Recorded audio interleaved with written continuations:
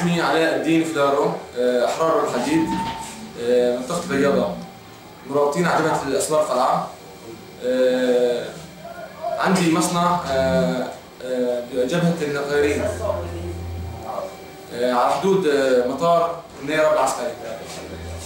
والمعمل صار له يعني خط أول، ما في حوالي مدنيين. فيه مرابط أحرار جبرين تابع لواء توحيد الفوج الأول. هلا من شي شهرين وهسه المعمل بلش سرقة موصوفة، يعني بلش سرقة تدريجي. كل ما اطلع ناقص بضايع، ناقص باكينات، ناقص عدد. اسالهم للكتيبه يقولوا لي بدنا نحاسبهم، كان عندنا عصا حرامي بطلناه كذا، قلنا مرعاده، صار نشل قيمته كبيره كثير، يعني جزء قيمته ماديه عاديه، بس يعني تخريب بنيه تحتيه للمعمل كله. انا معمل صار باسسه 10 سنين.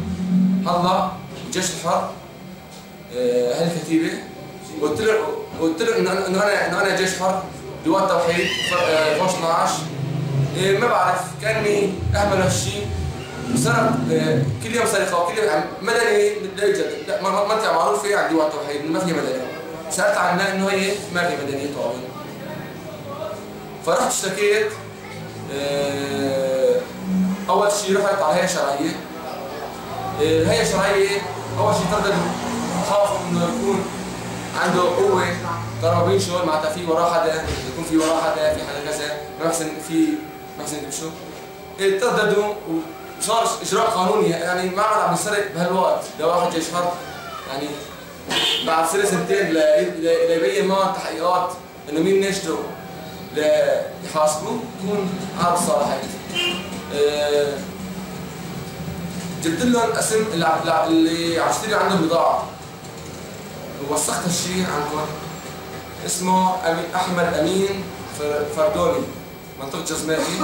بيشتري معامل منشوله، بيشتري ماكينات منشوله، بيشتري حديد منشول، ايش في تلاقي بوتشو منشول بيشتري، ما بيشتري شيء حلال، معروفه هونيك. ولقيت بضاعتي عنده، نكر هالشيء وهددني. قال لي اذا سويت شيء بقتلوك جماعه اكبر من هيك كذا، يعني خاف منهم علي خوفني على اساس انا بحسن باخذ حقي. بس انا ردت انه ارجع للشيء القانوني، انه قال لهم انه ابلش بالهيئه الشرعيه. بعدين قالوا لي روح على الشرطه العسكريه الثوريه. رحت قدام شكوى كمان ثانيه بالشرطه العسكريه الثوريه. فقالوا لي انه قدمنا طلب، كتب لي ورقه مثل زمان نظام بشار، نفس النظام. قالوا لي انه نحن بنحاسبه وما وصل الحكي. اعطاني ورقه قالوا لي تعطيهم اياها انه ما وصل دخان المحل يعني الشلشل. اذا انا جيت عندهم بسلاحي وعم يشوني ورا الشرطه العسكريه يشوني اكثر صار. وانا خفت اني اصدم معهم، يعني صار صدام بصير يعني غير حكي. انا معي سلاح ومعه سلاح.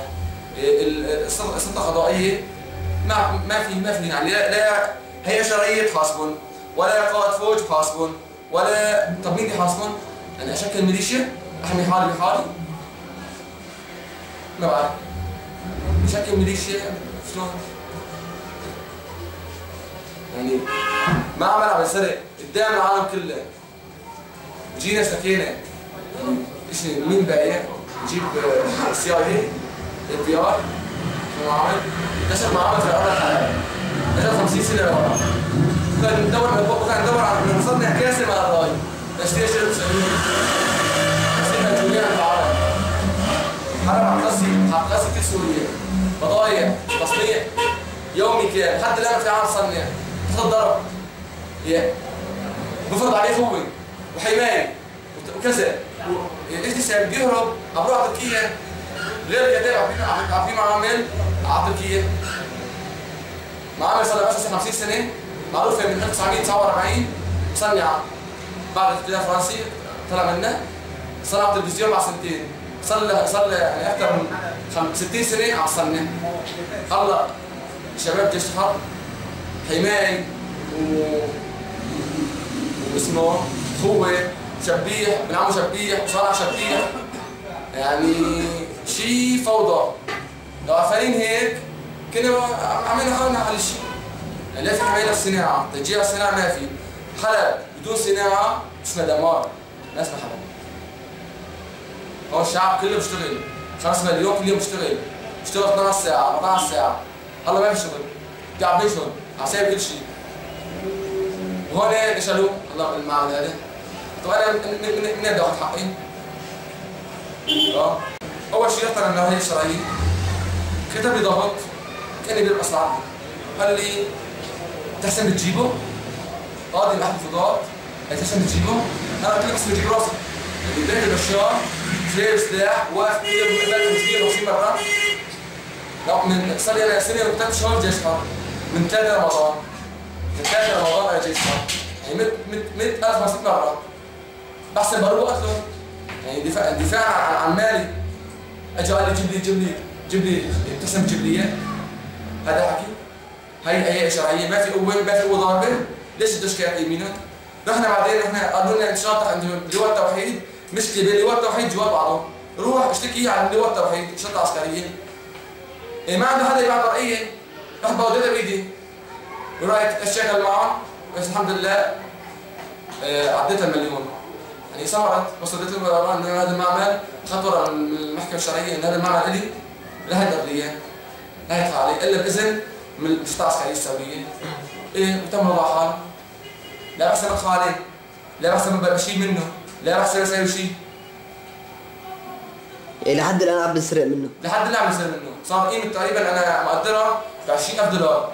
هي $20,000 ما بتساوي شيء، يعني ما بتساوي حق اشتباك واحد هون عنا، بس انا هذا تعب عافية. في عمال قدمت روحت ايديها جوا، في عندي عمال قطع اصابيعها، قطع ايديها. دفع ثمن هذا المعمل اللي بصنع. انا عندي صور بفرجيك اياها، هو شغال بفرجيك اياها هو بعد ما فتح عليه جيش حرب.